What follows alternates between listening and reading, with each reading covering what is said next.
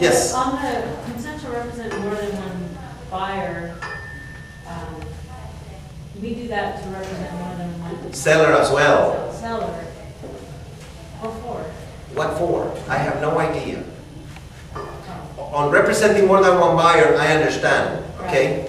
Because you could be representing a buyer and Liddell could be representing a buyer on the same transaction, okay? And let's say that you run the offer and run the counter offer right away, okay? Remember that our broker, NorthStar, you know, Mel, it's the agent. We are working for Mel on our license, whether you're a broker or an agent. The agent is Mel. NorthStar is the agent of that client, right? And so it would be unfair if you get the house and she didn't get the house. She wrote the same offer, so to speak, the same price. And she's gonna say, well, you didn't help me. Now I'm gonna sue you. And this is just because of the fear of agents being sued for not treating customers the same way. So this customer's gonna say, well, you knew that Don had another offer. I didn't know, so that's why we cover it with that form. We tell people that there might be somebody else working on the deal. But when it is a seller, the seller only, you know, we're the agents and that's the end of it. We're not working with more sellers. Oh, unless, okay, I can see if I have a buyer and this buyer says, I'd like to buy a 3-bedroom house in Alhambra, okay? And I have 2 listings in Alhambra and they're both 3 bedrooms, 1 bath, right? Let's say that I have these 2 sellers. And so now I got a buyer that wants 3 bedroom, 1 bath, and I only show one of those listings. Now, that seller of the other one, I remember when I took the listing, I made promises to find a buyer for 3 bedroom, 1 bath house. And I'm not taking it to him. How does he know it? How does he know it? Well, I don't know. If he finds out, then that's when he would complain. Because your job was to bring me a buyer, and you got a buyer, but you didn't bring it to me. See, that's because she pays a higher commission. Well, commission has nothing to do with it, okay? The amount of commission has nothing to do with how you behave as an agent. No, okay? but you bring it only to her because she's going to pay you a higher commission. No. Her commission is 3%, hers is 2%. Well, we're going to use that as a disadvantage. This is when the client will be complaining that I did not do my job. So you let them know that you have a consent to represent more than 2 buyers or 2 sellers. I think that might be the line. And then also, don't, that whole agency thing, yes. Don't we have to have like multiple cross? Okay, the legal way to handle the agency disclosure is on the little box in that form. Technically, you're supposed to have 3. Nobody has gotten sued.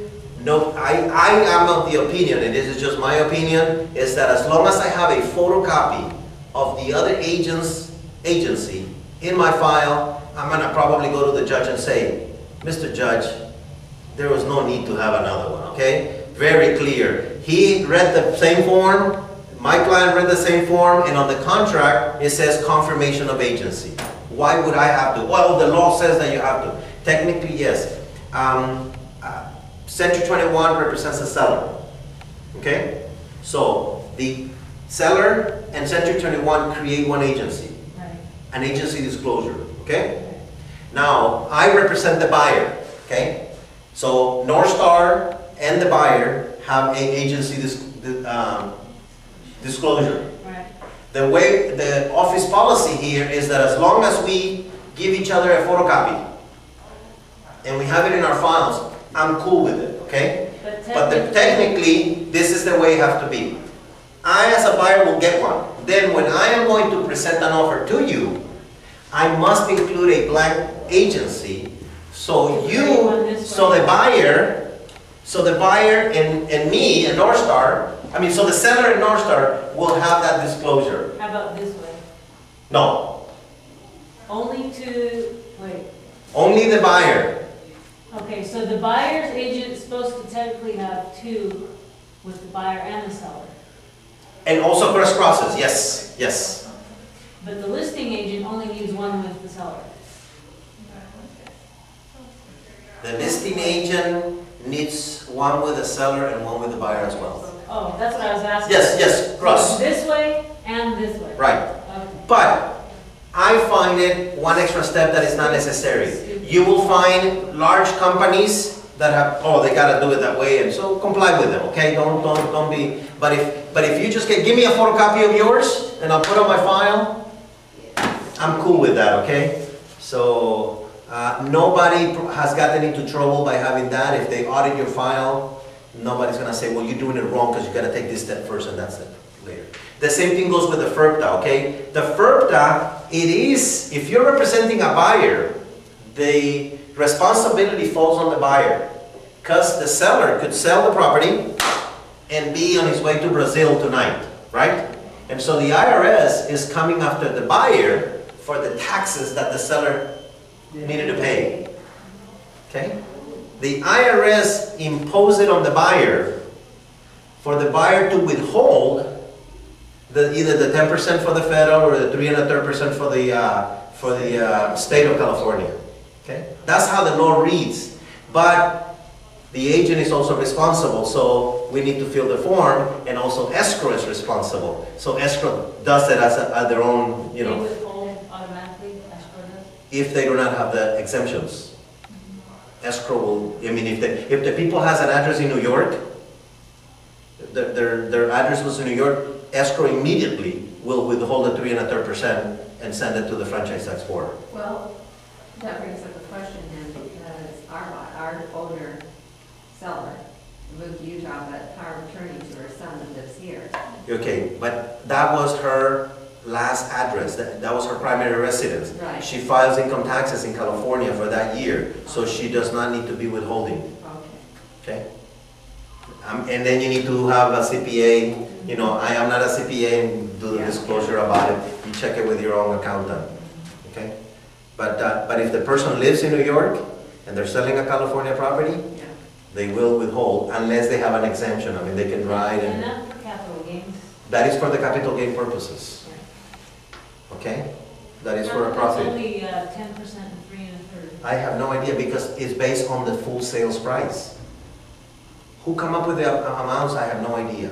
Well, because it's closer to 25%. The real tax, but this is just a withholding. Yeah, just so they at least get a little. So they get something for you to file income taxes the following year, and then either you owe them or they refund your money.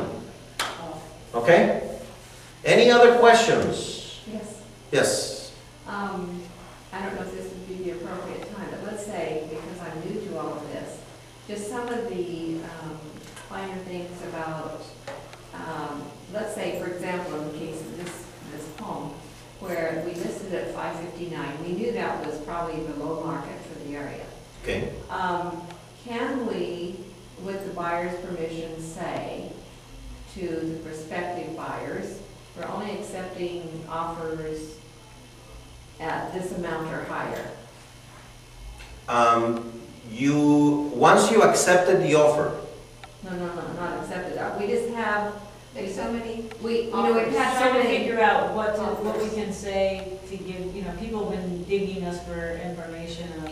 No, but see, we got one offer at 505, and it's just a ridiculous offer. So can we say when we put out the information, we have it listed at 559, but can we, with the seller's permission, say we're only accepting offers above this amount? Can you do that? no, You can't. you can, because they can write an offer for $1.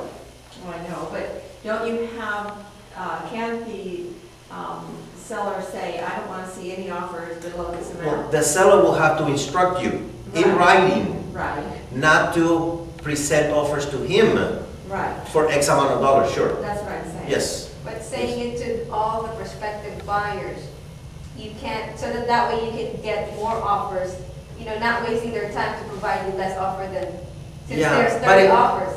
But I don't, as a practice, I wouldn't do it, I will bring any offer that you make, I will go and present it and then toss it,